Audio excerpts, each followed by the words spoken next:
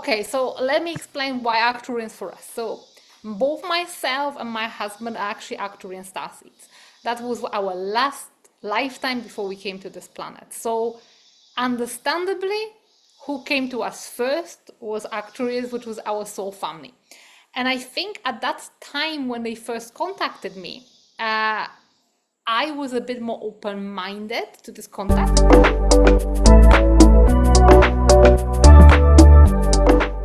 Hello, everyone. I'm Claudiu Murgan, the host of the Spiritual Inspire podcast. Welcome back to a new episode. I want to remind you that we are on Gnostic TV, not on YouTube anymore. And all the latest episodes, the 4 or 5 of them, you can find them on Gnostic TV. I will have the link for you in the description of this video. My guest today is Riya Loveguard, and she comes from Costa Rica. Riya, thank you for finding the time to have a chat today. Yeah, it's very, very nice to connect. I'm actually originally Polish, but yes, I'm in Costa Rica. I live here, so welcome from the jungle. So, in fact, we are neighbors in Eastern Europe. I'm from Romania. Yeah, we're not far off. But yeah, like I've been a bit of a digital nomad, and the life has led me all the way to Latin America, which never thought it would happen, but here we are. Yes, we tried a little bit the life in Central America, in Panama. Didn't work for us, so we had to come back to Canada. But we know it's a very peaceful, quiet, enjoyable life, especially during the dry season. This is where we were there during the dry season, and in fact, no, the wet season. The rainy season, yes, the rainy season, and we enjoy it either where it's fine because of the nature and close to the ocean, and it's all good. Yeah, it's amazing. I've been here for 3 years and hopefully many more to come. Ria, what were you doing prior to your awakening? I actually was an entrepreneur and I still am. I've always been in business, and my pathway was actually real estate as well as education. So I had two businesses. I had an online business, offline business, and the online business was all about educating females in my native Poland about investment, about working online, and all of that kind of new way and new paradigm, even though I wasn't awakened. The offline business was all about real estate. And actually, this was the very reason for my awakening, because first of all, the business was giving me such amount of stress with employees, contractors, investors, all of that. I had a building company. It was just so stressful. I started meditating, and I also started manifesting to actually find my way out of this state of mind where I was so stressed, as well as all the problems with business. And then ultimately, just before my business failed at the beginning of COVID in 2020, I started awakening. That was when my mind was open enough that my Arcturian family was coming through. They contacted me through a dreamlike state, and they were almost prepared me for what's to come, which is literally the whole business went like a house of cards, which was necessary for another piece of the puzzle, which is my husband awakening, because he's always been a very gifted psychic, but he completely didn't go his way, as in he, rather than pursuing what was his spiritual abilities, he went very hard 3D business, real estate, etc., and the universe literally had to smack us in the face and everything. We've lost all of our investments, we've lost our reputation, we've lost everything to bring us to a point where, well, we had to surrender to what we actually came here to do. It's interesting. You mentioned two keywords, Arcturians and preparation. And I don't know if you are aware of Livia Devi, but she was activated and prepared by the Arcturians and then Sirians. So I don't know I met if Livia. perfect. I interviewed her and I'm in contact with her. So I don't know if this is common for those who really have a deeper purpose to be contacted and prepared by the Arcturians, and then someone else will take over from them, because it's happening to me now after listening to some of Livia's meditations. And I mean, I can see the movements she's doing, preparing for entering a meditation with a group, and I see what I'm going through, and they are very similar. Okay, so let me explain why Arcturians for us. So both myself and my husband are actually Arcturian starseeds. That was our last lifetime before we came to this planet. So understandably, who came to us first was Arcturians, which was our soul family. And I think at that time when they first contacted me, I was a bit more open-minded to this contact. I was almost like pursuing it. There was an opening. I was already meditating, but not really kind of aware of all these beings. It just happened. It was when Arcturians contacted me for the first time, they didn't introduce themselves as Arcturians. It was one female being. She said, I come from a distant planet. I come from a cold, distant planet. And it's almost like it's about time. You kind of got to wake up.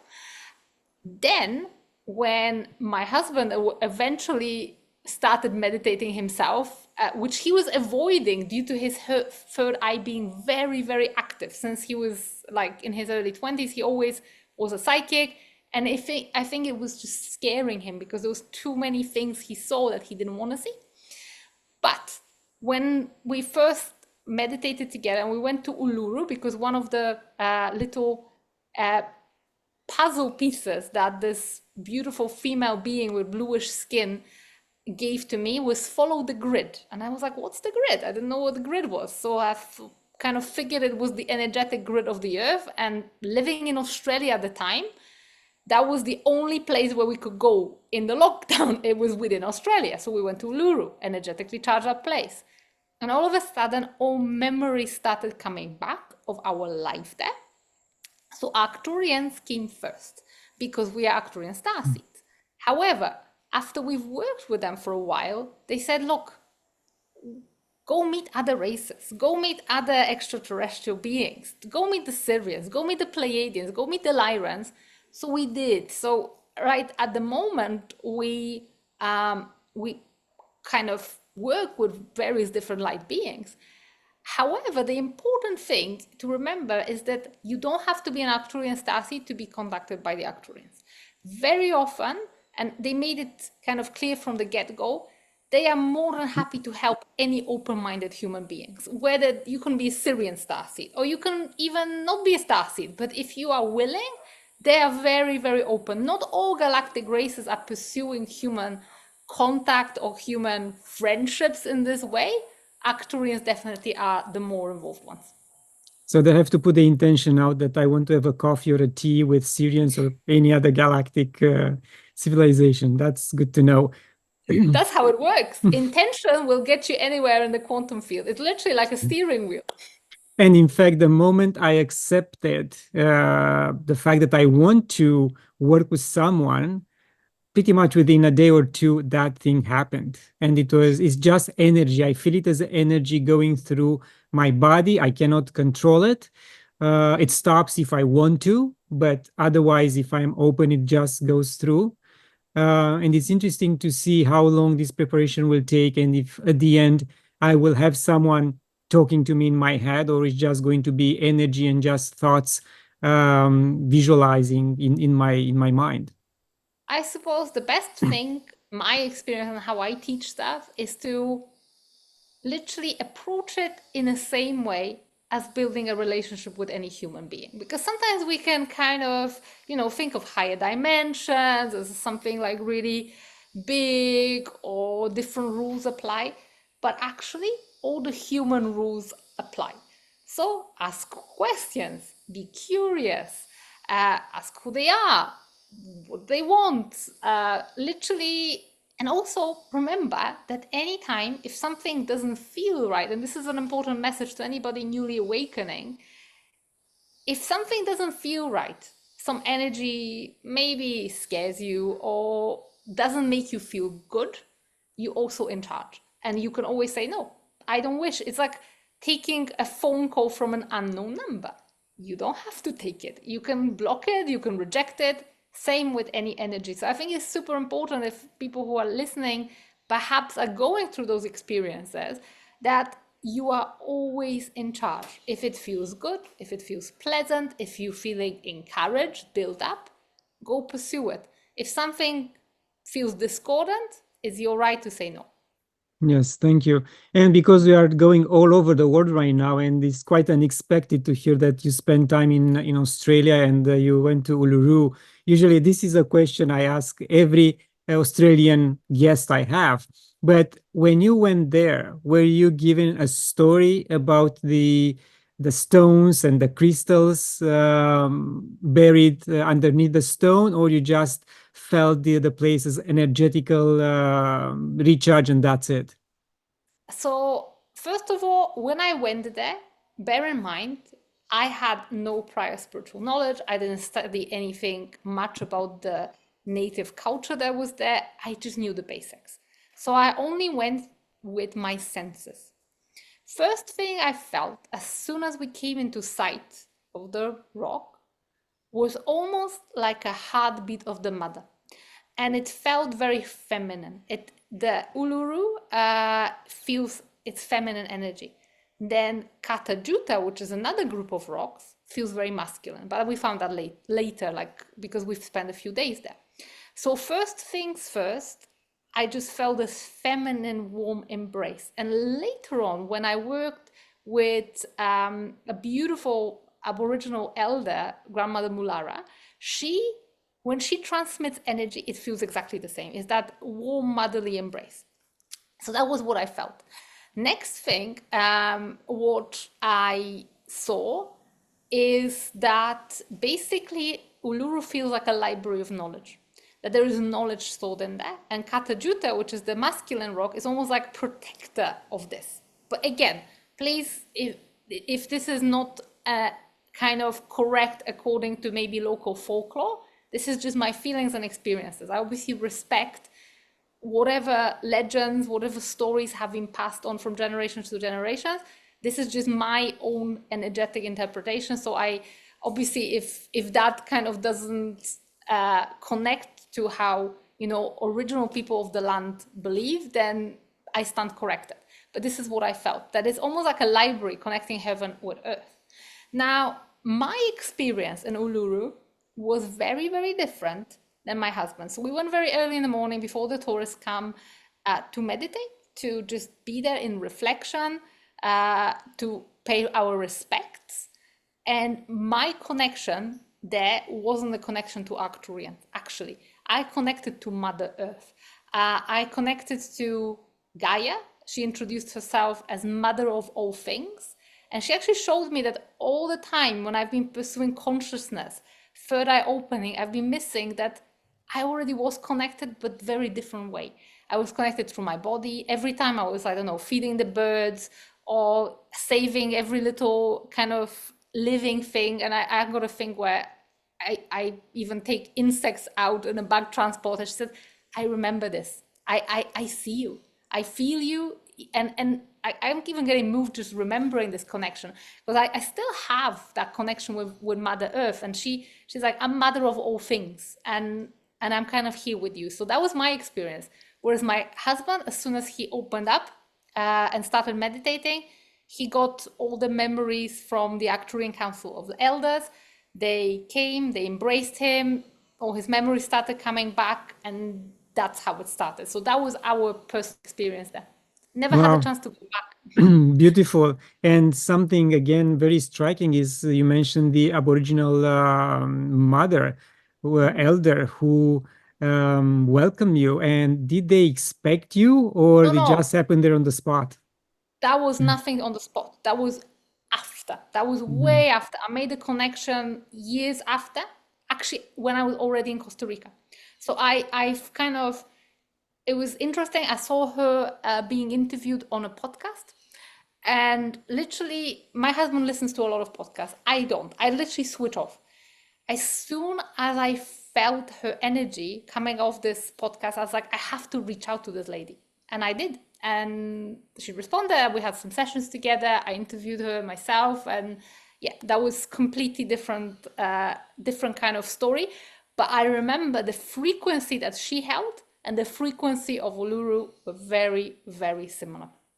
And is that true that there are crystals underneath the rock which have been activated several years ago as a energy point on Earth, or you don't know? I cannot confirm. I have never gone underneath. I've never been shown that. One thing for sure that I do know is is not just, I think sometimes we really concentrate on these famous places. And this is when me newly awakened, I didn't know. So first we went to Uluru, but there are other points. And actually, Grandmother Mulara is one of the custodians of one of these points, which is less famous, which is completely in somewhere in the bush where off the beaten track, which are also very spiritually charged. And I believe that there's many places like that. There will be places like that in Europe. There will be places like that in Africa. There's certainly places here in Central America. And I think very often people get really fixated on these famous places because that's where everybody goes. Like everybody goes to Sedona or to the pyramids.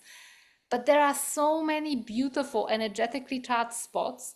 And I would say for us, it helped us. At the moment, I can get the same, let's say, quality of connection in many other places. I can get it in my own bedroom. At the beginning, where I was still fresh to it, it was almost like a Wi-Fi booster because the energy of the place is so beautiful. It's so kind of pure. It acts as an amplifier. Yes, and I resonate with what you say because I was told that I should go back to Romania and access certain energy points in order to charge myself even before going to Sedona or Peru, like Machu Picchu or the pyramids. And I was told, yeah, you're going to get some benefits from going there, but you first have to go to Romania and charge up. And that was very Interesting. interesting. Yes, yeah. So were you called to go to Poland, to any energy points in Poland or Europe? No, no, Hmm. never. But it's very interesting because something that have also happened to me, I channel light language, and very often I hear what I call the song of the land. So in Australia, the song of the land is very strong because there's still Aboriginal culture, people still take care energetically, there's stories being passed. And very often in Australia, I almost was reading the song of the land. The land, they even call it song lines. So I could almost like hear land speaking or like singing or teaching me something. When I went to, for example, Yucatan Peninsula, as soon as I was coming to land, I could feel the song that was still left by the Mayan people. Whenever I fly into Europe, the song of the land is very, very quiet. It's almost unheardable. It's like so weak because there's been so long since any native civilization, such as, I don't know, the like the Germanic people or the Slavic people or the Celts were around, those civilizations were wiped out. So almost like this is this kind of like connection between people and the land is very, very weak. So you can barely hear the song of the land. But there is. In Europe, there still is. You can like literally barely tap into it. But it's obviously there. It's everywhere in the world. Yes, and Europe is small overall. I mean, there's so many countries, very populated, and it's pretty much paved on, because the population is so dense. And I think maybe that's why it's also another reason. While Yeah, in, it also has a very bloody history, Europe. And I yes, think yeah. that almost like tainted the land. Yes, I was talking to a recent guest about the energy imprint of the land, that it stays there and in a way can affect those who live right now in these places. Absolutely. I lived for a number of years in Warsaw, in the Polish capital, and obviously there was it was like a place where many, many atrocities have been committed during the Second World War. There was the complete, wipeout of the ghetto, but there was also the Polish then uprising, and there was so many young people, children, so much death, and I really dislike it energetically. Now I'm more sensitive. Every time I go back, it's almost like I can't stay there for more than 48 hours. I feel quite agitated. Interesting. Yeah. Ria, you are known as a galactic polyglot by channeling 20 light languages. Is there any structure to these languages that you formed by practicing them? It's nothing like a human language. So light language, it's important to remember, is not a linguistic phenomenon. I speak, for human languages, but that's nothing like it. So basically, light language is an energetic phenomenon. I didn't come up with the name light language, or some other traditions like the Christian tradition call it the gift of tongues. This is basically a little bit similar to a language, or some of them are similar to human languages. But the easiest way to explain is just basically channeling energy in the form of sound. Some people channel it like Reiki through the hands, maybe. Some people channel it in form of written message in whatever human language, English, French, whatever. And I channel it in what sounds like a foreign language, but it's actually just channeled energy. Now, that being said, energy forms certain patterns. So anybody who speaks light language by channeling energy from a particular, let's say, galactic nation, let's say Arcturians, all Arcturians will sound similar. All Sirians will sound similar. All Lyrans will sound similar. Some people blend. But having analyzed literally thousands of light language samples, I spot these patterns. They distinct. And it's not like there's one light language. It's also not like everybody has their own. They follow patterns. And when you speak light language, can you sustain a conversation with the Pleiadians, Arcturians in their own language, or you perceive their messages telepathically? Both. So basically, how I normally communicated with them is just telepathically, most of the time. However, whilst I speak light language, simultaneously as I'm speaking, I'm being given the meaning of it. Sometimes that meaning comes in verbal form, so there's words, but quite often it comes in form of images, it sometimes comes in form of sensations or a sense of knowing. So basically, it's different when let's make a distinction here, because I think this is important, that will help quite a few people.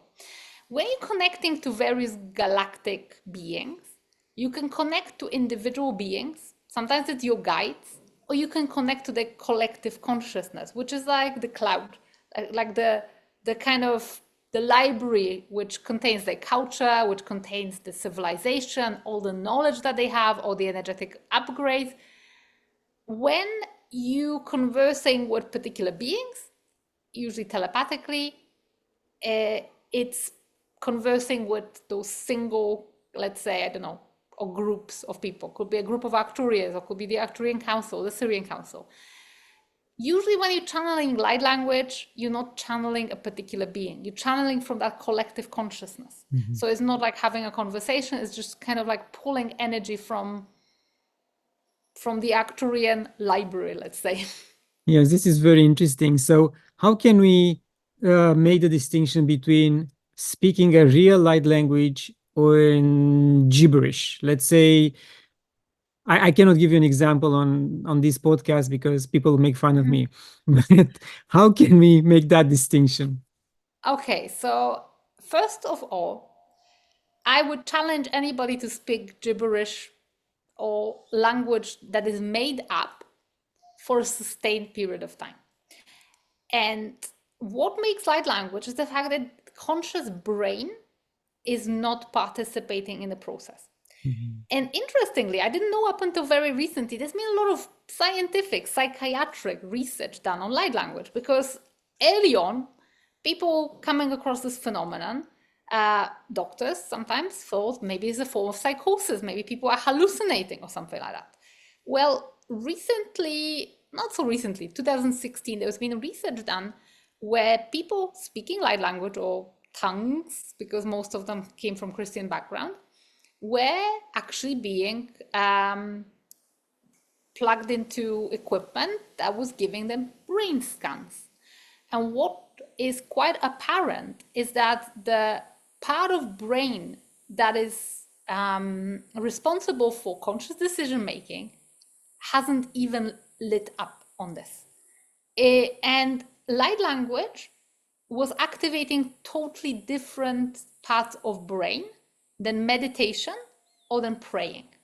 Because other forms of spiritual practice, such as praying or meditation, were mindful, meaning that the conscious areas of brain were being activated. Light language, not so much, which shows that light language is not made up, because if you're making something up, it requires effort.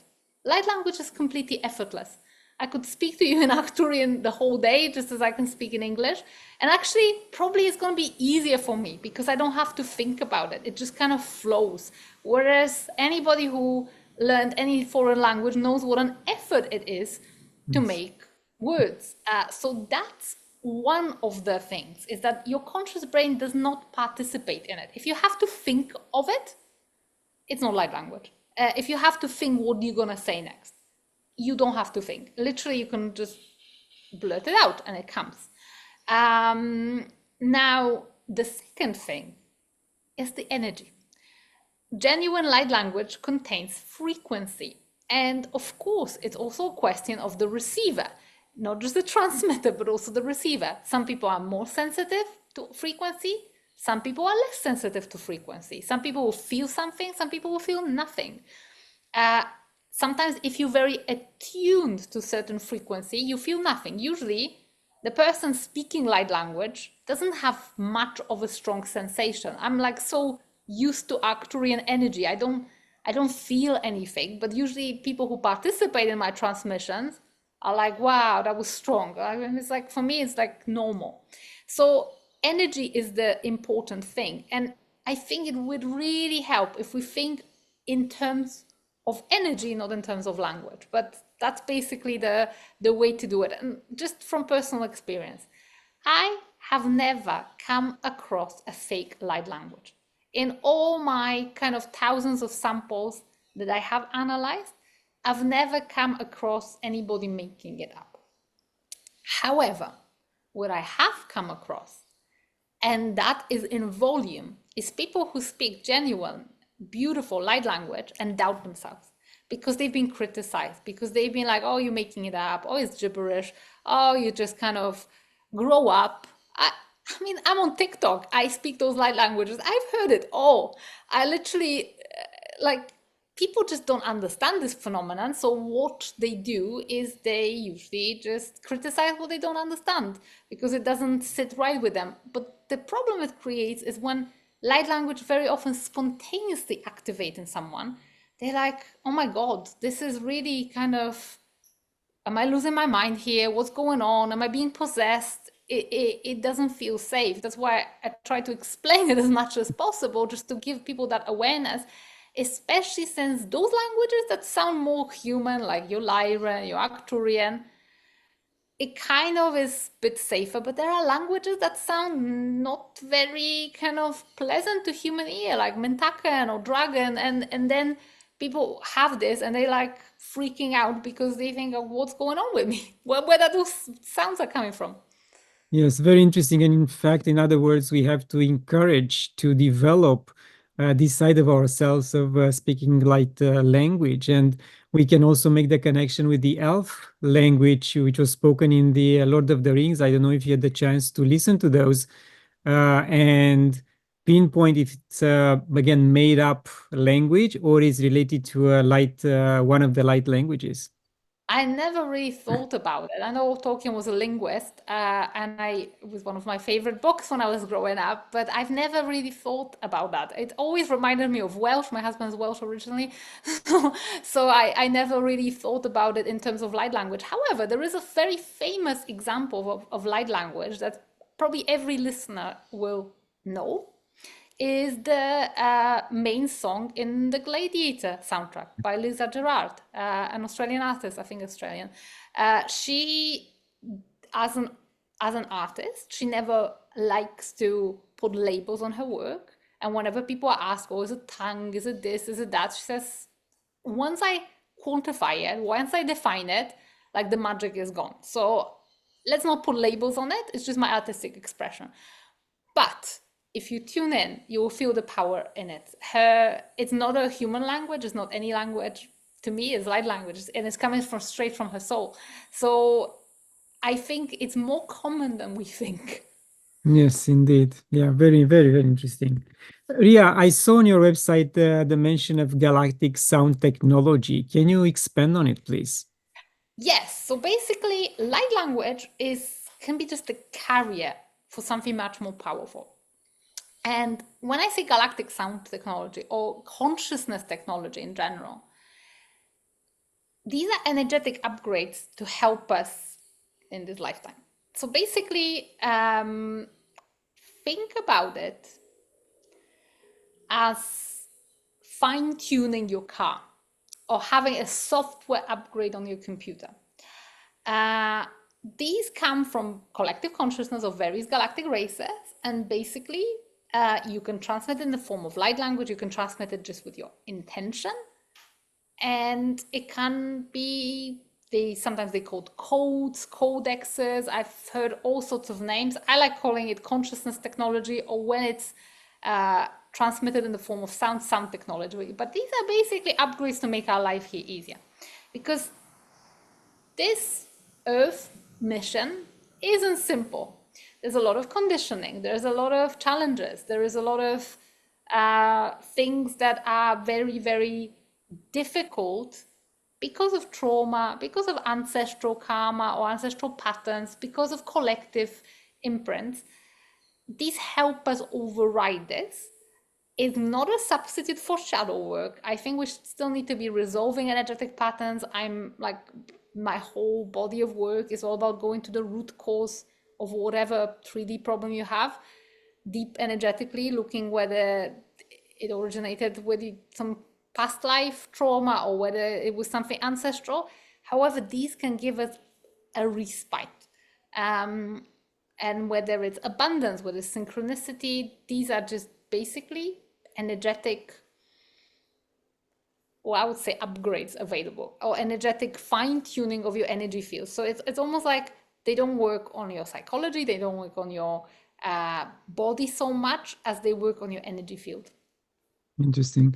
And so you have a course or a program which will teach people to apply this technology. Is that right? Yes, so light language course definitely teaches that, because I think there's one thing teaching just to channel light language. That's a simple thing. I mean, I activate people usually on the first day or first module of the course, but it's more, I think, as we develop consciously, it's all about learning how to navigate it with precision. Because for a number of years, light language was considered as mystical modality. So it was like, oh, just you're not meant to understand what you're saying, or just surrender to it. My mission here is to actually bring it down to earth. So it's not just some mystical kind of magic sprinkle on top of guided meditation. It actually is to help people understand who they're connecting to. Is it Arcturians, or is it the Sirians, or is it the Andromedans? What are they actually channeling? Is it meant for one person? Is it meant for collective? And I think as we develop consciously, more and more precision and understanding is what we called for. And this goes for light language. This also goes for healing arts, all sorts of areas of consciousness. I feel like there's still so much for us to discover, but my job here is to bring it to earth and to kind of like help people consciously understand exactly what they're doing. So those transmissions can be more powerful, they can be more impactful, they can actually help and change lives rather than just be like, cherry on the ice or something like that. And when you do the activation, and again, it's out of curiosity, and activating so many people over the years, Did you find common denominator in terms of how they react, how their bodies react? Because in my case, it's like, you cannot get too much energy through this avatar because it will burn out your system, your body. Okay, your nervous system will be burned out. So you have to do it gradually. So it's interesting to know if you have feedback from your students, how their body reacted to this type of activation. Usually it's pretty effortless for them. I've never really come across anybody for who it will be like, oh, I'm burnt out. Uh, it definitely tires this, like you say, avatar out. So the common denominator is it may feel tiring to, like, I know that when I'm channeling a lot of these energies, and when I held a light language activation, what I do basically is I bring all the energies that I work with. So I bring them Arcturian, Sirian, Pleiadian. It's a very intense process. So I feel completely goosed afterwards. So that's normal. But also, like you say, common denominator, it goes for any type of energy work. Unless you're used to it, unless you're a veteran of energy work, it will be something along the lines of whenever you take something out of energy field, or whenever you take something into your energy field, you would feel tired. And especially when it comes to, for example, that galactic sound technology or galactic consciousness technology, if you upload certain codes and you're new to it, you may feel very, very tired. Sometimes the first sensation, I don't remember it anymore because it's been a long time ago since I've had an activation that really physically affected me, because the more you kind of do it, the easier it becomes. It, like, this body adjusts to it and it doesn't feel tiring. But I remember the first times I've received a set of codes from the Arcturians, and actually it was codes of inner healing. We call it bitter medicine. They are like, they always kind of run people ragged because it's called nicely inner healing, but that's technology to bring all the pain and trauma out of the body, sometimes painful memories, to release them. And this is never pleasant.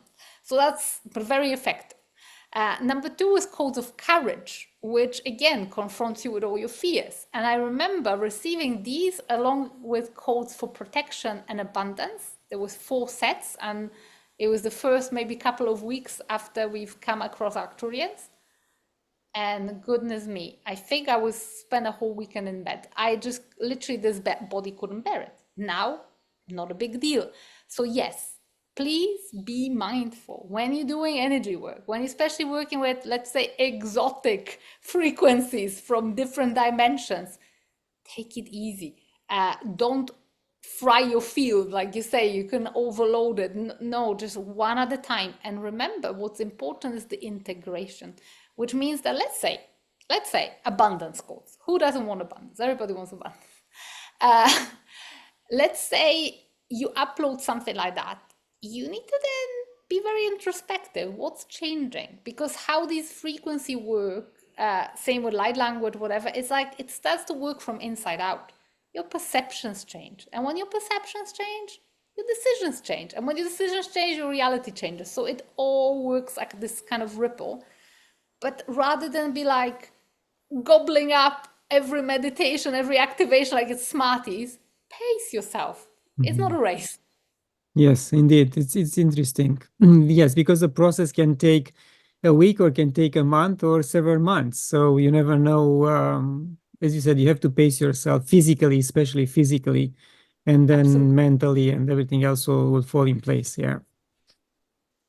Ria, what's your take on how we perceive the 5D over 3D? Is that a totally different field of energy that some of us will move towards soon? Very interesting question. And I get this question quite often. And I have my own perspective on it. But this is actually what 5D is, that we just have perspectives. Nobody has kind of like absolute truth. So I give you my perspective. Yes. I actually believe that it's state of consciousness. That's all it is. It's a state of consciousness which is unconditional love, non-judgment, and understanding, patience, all of that. And for me, I remember years ago, it was almost difficult to even comprehend. And then as I started hanging out with Arcturians who are oozing this frequency, it's almost like it became natural. It's like, oh yeah, but why would I judge or whatever? It just became easy. So I think that it's not a physical place. I don't even think it's so much, we call it dimension, but I think it's just state of consciousness. And what is interesting in this particular period of time that we're living in is that this state of consciousness is becoming reality of more and more people. Because there were already humans walking this earth, which we called ascended masters or saints or even gods, that were embodying this frequency, but they were few and far between. And the general state of human consciousness at the times when those beautiful, special human beings were emerging was sometimes such a low state that these people were getting persecuted, killed, tortured, rejected, judged, because the human consciousness couldn't bear it. Now we've got an opportunity. We've got an opportunity where more and more of us are at a certain level. We're evolving, and we only need to look into like years how we have progressed, where, you know, let's say go back so many years ago, there was still very prevalent slavery, there was racism, there was how we treated animals years ago was absolutely atrocious. How we're treating animals these days is so much better. Of course, we still have a way to go, but I think sometimes we forget how our consciousness is also slowly evolving, where we're trying to pursue this rapture kind of idea that's going to be like sudden and it's going to happen this year or next year. Whenever we've been tuning in, we've been shown that this 2024 year is defining year. It's almost like the beginning of this consciousness becoming more and more prevalent, but the timeline, you're talking about 50 years. If we were really all focused and all kind of like literally did our best, maybe it would be 10 years, but it's probably more likely to be 50 to 100 years. So not everything that we are doing today, we will enjoy the fruits of our labors. And this is something that we sometimes forget. And, you know, you coming from Eastern Europe, me coming from Eastern Europe, is a little bit like, and I've been actually shown that. I had this instance where I heard Scorpion's Wind of Change here in Latin America, completely two random places, once at the hairdresser, once at the gym, 2 days in a row. And it's like, this song is trying to tell me something. And I remember when communism was prevalent as a political system in our countries, probably people didn't even know how this can collapse, how this system, which is so strong and so prevalent and literally controls every aspect of life, obviously this is all people kind of remembered. And then there was a generation of people who were born under this system and probably didn't see a way out. Yet there were some brave people who were in opposition to it. They were forming, whether they were students, whether they were factory workers, who dared to dream that there is a better system. And unfortunately, as you know from your own country's history, it didn't come without violence.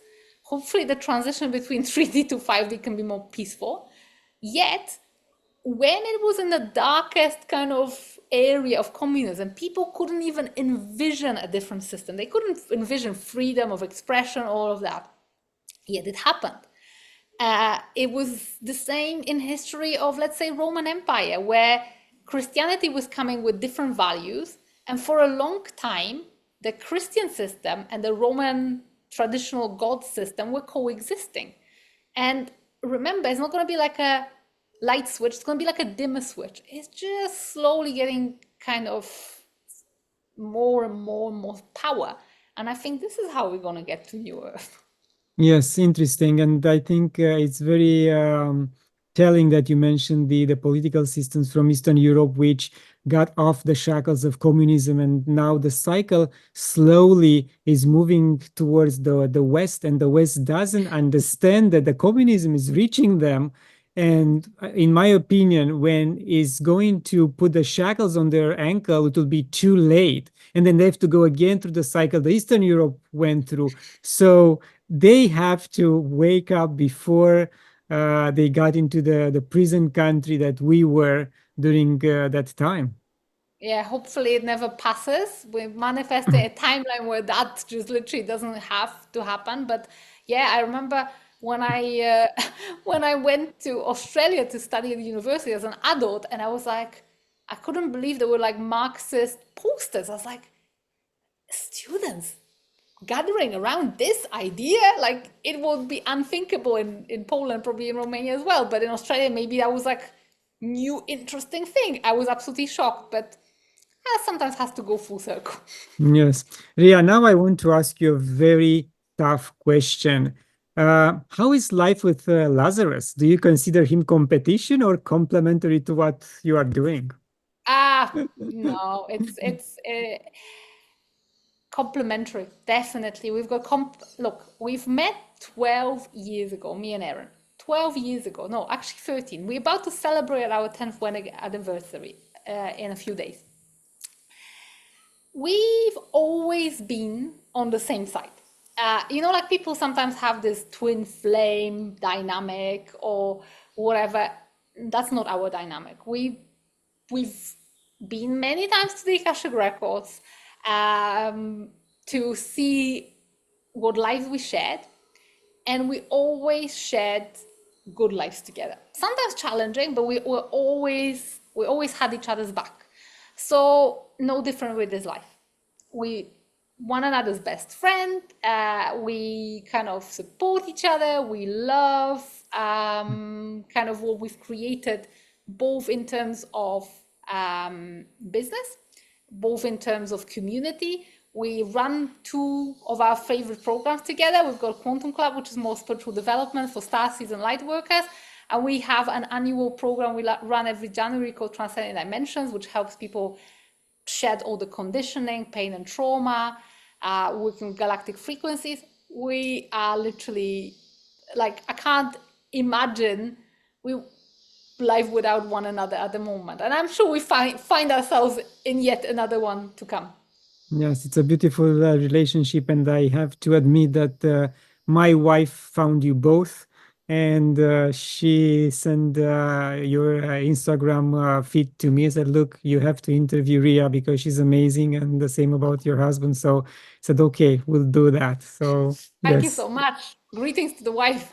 yes, I will. I will tell her. But why Costa Rica? After you moving around so much, why attracted you to Costa Rica? This was totally intuitive, hard decision, nothing to do with anything I knew. Basically, it was quite funny.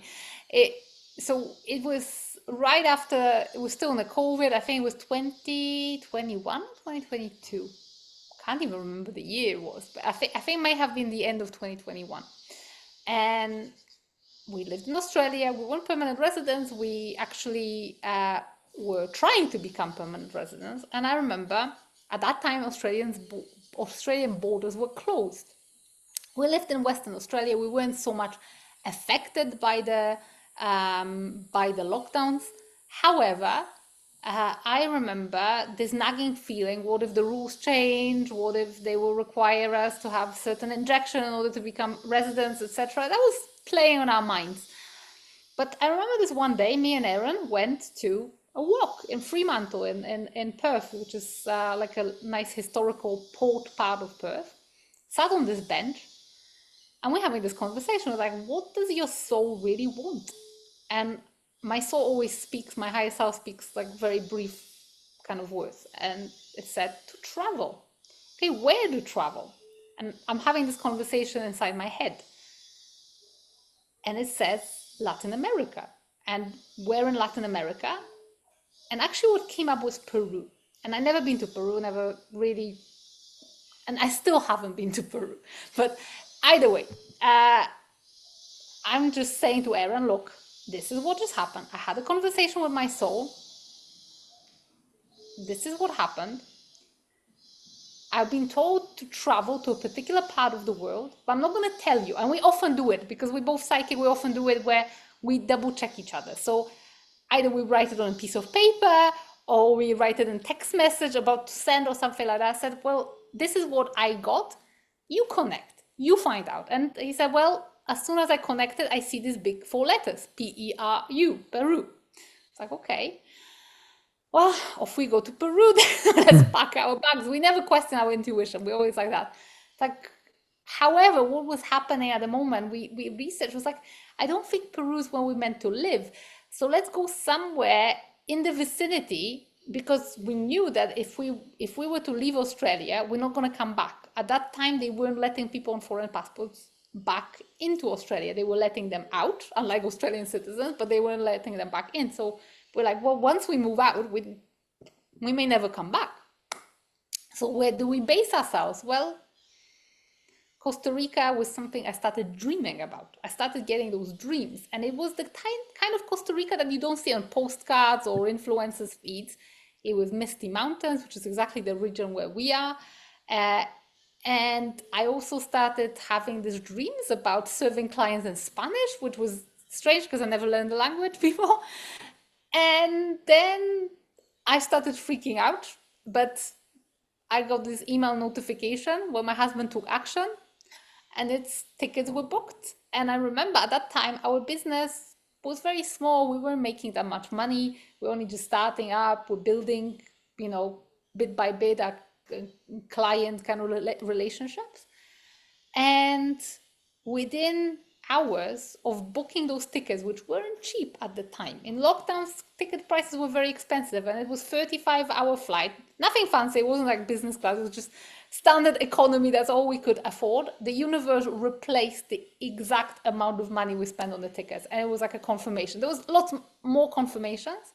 We came here, totally unknown culture, unknown language, and it just feels right. We have tested this theory. We tried to go to one place, to the other place. We tried traveling. Never felt anything that does to the well-being what this place does. We're just healthier, we're happier, we're more balanced. Amazing. Yes, if you feel great and you feel the energy of the land that speaks to you, that's amazing. And with us, we tried to cross from Panama to Costa Rica on a very rainy day, and the road was blocked. Everything was against us to go into Costa Rica, and we had to turn around and stay into Panama at that time. So yes, we also look at these signals and we don't force it. We just go with the flow because otherwise we know it will not end up well. Yeah, absolutely. We tried other places, and again, we've had obstacle after obstacle. We've had this idea once that maybe we should live in Georgia, in like Yes. west of Asia, like former Soviet Republic. Beautiful country, but it was again obstacle after obstacle. It wasn't meant to be. So far we're meant to be here. If the universe takes us somewhere else, then we're open to it too.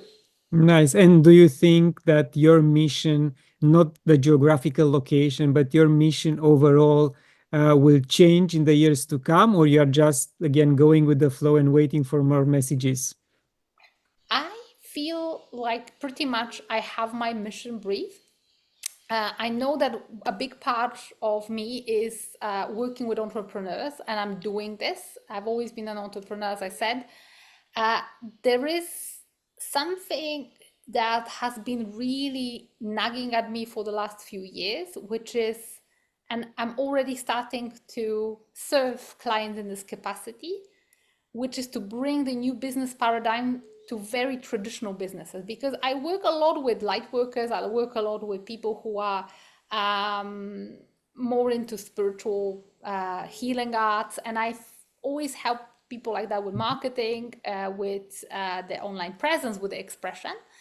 Lately, it's almost the other way around, where I'm getting awakened entrepreneurs from very traditional businesses. It could be a railway consultancy, it could be a jewelry shop, it could be a building company, down to earth. Because New Earth will also need, builders and jewelers and railways and all of that.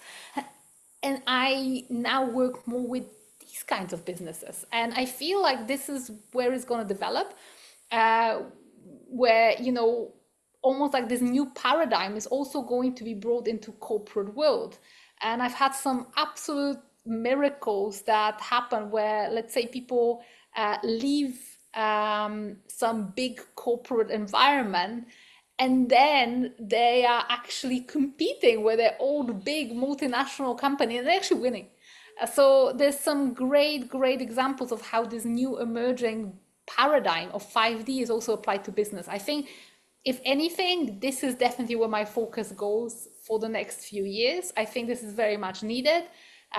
This is also how we build this new earth, by bringing new business paradigm where a customer is really respected, where free will is respected, where people are not being kind of like manipulated and lied to, but actually just dealt with like things like permission and things like, you know, being open and inviting rather than be pushing stuff. There is a whole new emerging business paradigm, and that's where my focus goes. Yes, and just to give you confirmation that you are on the right path, I recently interviewed Tricia Eastman. The interview went live last week, or when this interview will go out will be 4 or 5 weeks now from now. And she mentioned that she attended a WEF meeting because she wants to change the mind of the new leaders. And she wants to share about sacred plant medicine, the benefits. And she said the old guys will die. We don't want the new leaders to have the same habits as the other ones. So we have to make the change now. We have to change their minds and their heart now. So when they get into the leadership position, they will know how to treat us, treat the environment, treat Mother Earth. It's already happening. It's like, you know what? Sometimes we think that the new Earth is being kind of built somewhere, like when people talk about it on social media, but it's being built behind the scenes. Like from people who are waking up when they've been in corporate position, or they've been in position of leadership already, and they're taking the whole teams to the new paradigm. They start by treating their own employees in a different way, and then the clients they attract are different, and then they challenging this old paradigm. This is happening in farming. Like, I remember a few months ago, I met this random tico farmer on a bus here in Costa Rica, and young farmer in his like late 20s, early 30s, and he was talking about how he is implementing. He's got inherited after his dad a huge farm, and he's like, I'm bringing new sustainable practices into farming, because this old paradigm where everything is being depleted is basically eating its own tail, because those farmers who are just literally depleting the land, now they can't grow anymore. So I have to look at things like permaculture, and the more I go to permaculture courses, the more I see the kind of established big farmers going and learning that stuff, because the land is no longer bearing them the yield that they wanted. So it's happening. Yes, that's beautiful. Ria, any other details you want to share with us about your programs? Literally go to my website, rialoveguard.com, have a little look. What tickles your fancy? I mostly teach Starseeds and Lightworkers when it comes to consciousness and light language and those skills. But I also, once a year, as I said, I run the program with my husband, which is called Transcending Dimensions. Always in January. Recruitment starts in October.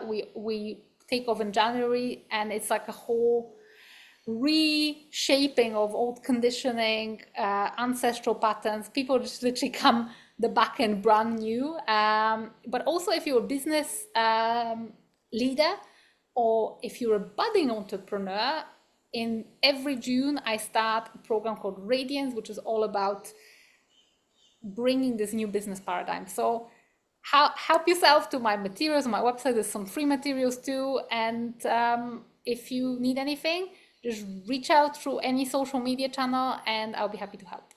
Thank you. And do you have any in-person workshops or seminars, or everything is online? I do everything online due to my location. I'm in a remote part of Costa Rica, and it's just so much more practical to do things online. And also, I travel a lot, so I'm not always here. I kind of move about like a digital nomad.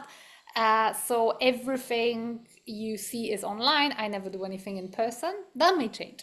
Yes, that's amazing. We are approaching the end of our lovely chat. Any final thoughts? No, I think we have covered so many subjects. I just wish everybody to stay blessed, stay true to themselves, and if I have one last word, is remember your own power. Thank you very much. All the best to you and Aaron. Much love from me, and keep up with the good work. Thank you so much. And to my viewers, thank you for watching. Share it, leave a comment. Don't forget, once again, you can find us on spiritualinspired.ca or on Gnostic TV. YouTube for now only hosts our the clips for these interviews. Until next time, love and gratitude.